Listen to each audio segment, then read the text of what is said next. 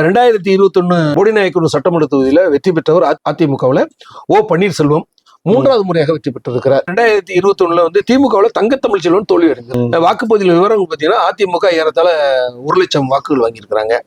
திமுக 89,000 வாக்குகள் வாங்கியிருக்கிறாங்க. நாம் தமிழர் 11,000 வாக்குகள், அமமுக 5,000 வாக்குகள் வாங்கியிருக்கிறாங்க. இங்க அதிமுக கூட்டணி கூடுதலாக பெற்ற வாக்குகள் 11,000 வாக்குகள் வாங்கியிருக்கிறாங்க.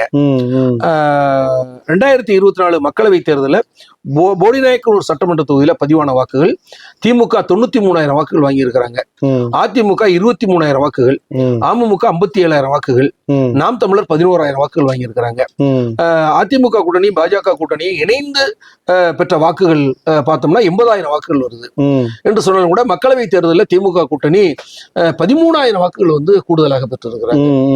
அதனால 2026 சட்டமன்ற தேர்தலில் போடிநாயக்கனூர் தொகுதியில திமுகவுக்கு வெற்றி வாய்ப்பு இருப்பதாக எல்லாரும் தெரியுது.